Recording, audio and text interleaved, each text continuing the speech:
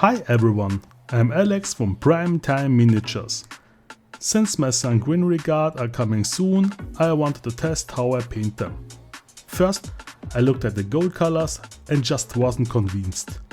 Then I remembered a conversation with my local games workshop about using contrast colors as a replacement for real metal colors.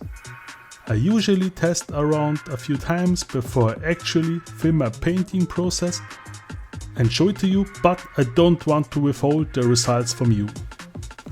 In this video I show you how I paint the golden armor using contrast paints from Games Workshop, and I show you which methods worked and which didn't work. The first step is to prime Dante in black.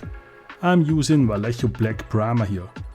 Afterwards I realized that we could use also Rhinox hide because of the golden armor. Now I spray Zentihal with white paint onto my model. With this process I simulate the sun. The high areas are light and the lower areas are darker.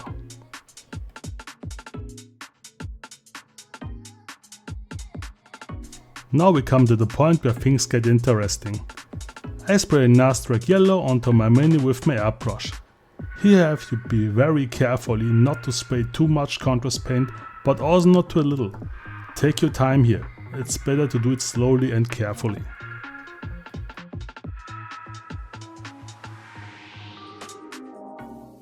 Now I paint the right shoulder and the cape with Mephiston red, and I paint the shoulder frames and the connecting pieces of the armor in black. I paint these areas before we work with oil washes, because they can benefit from it. Yeah, at least I thought so, but more on this later.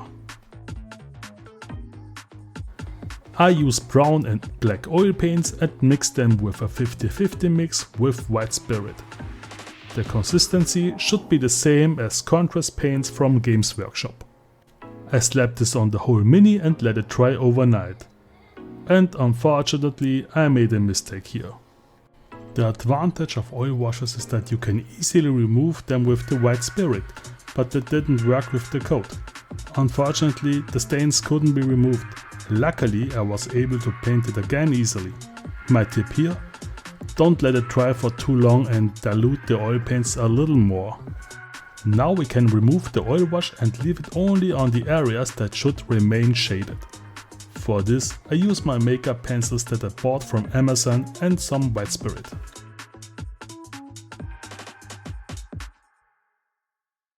Now we paint all Imperialis on the armor, such on the chest, shoulders or jetpack, black.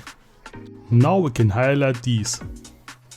I keep mixing in more white and paint so that some of the previous color is always remain visible. In the end, the proportion of white is already very high. However, we shouldn't use pure white, as this would be too dominant. Now we can paint all the blood drop symbols red. To do this I paint them black and highlight them with Mephiston red. For the brightest points I use Wild Rider red.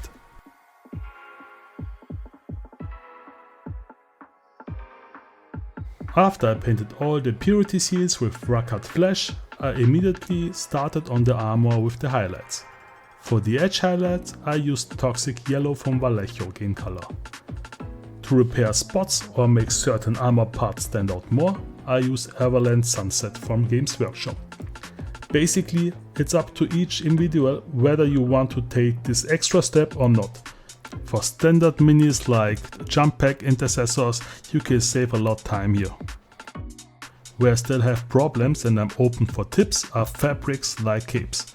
I shaded the cape with Carabao Crimson, and then I highlighted the areas with Mephiston red a little bit later.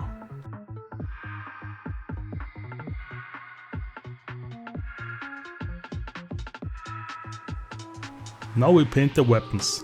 Since I didn't want to use metallic paints here, I simply painted the weapon black and dry brushed it with grey paint like Administratum Grey.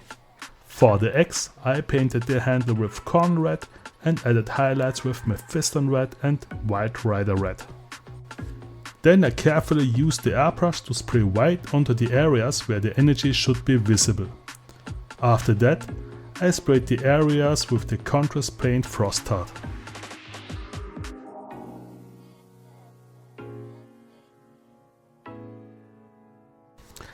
Then we highlight the blade of the axe with blue horror.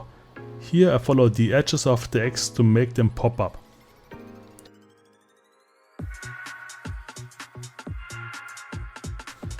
Then I would like to make the energy axe a little bit special and paint the lightning that can be seen on the blade. For me, it was the first time that I tried something like this. I am actually very happy with it.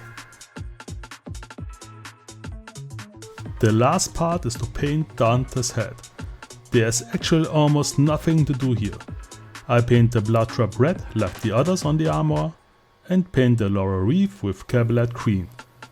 For the highlights, I mix some toxic yellow from Vallejo and paint the parts that should pop out the most. And that's it. I don't know about you, but I like trying out new techniques and adapting them to my style. I like the armor. It's definitely not for everyone, but for people who don't want to spend 30 hours on a non-metallic metal armor, it's a quick alternative. Imperial Fist would also be a good fit. When my other minis arrive, I will experiment a bit more and maybe release an update. Thanks for watching and be happy if you give me a thumbs up. Until next time.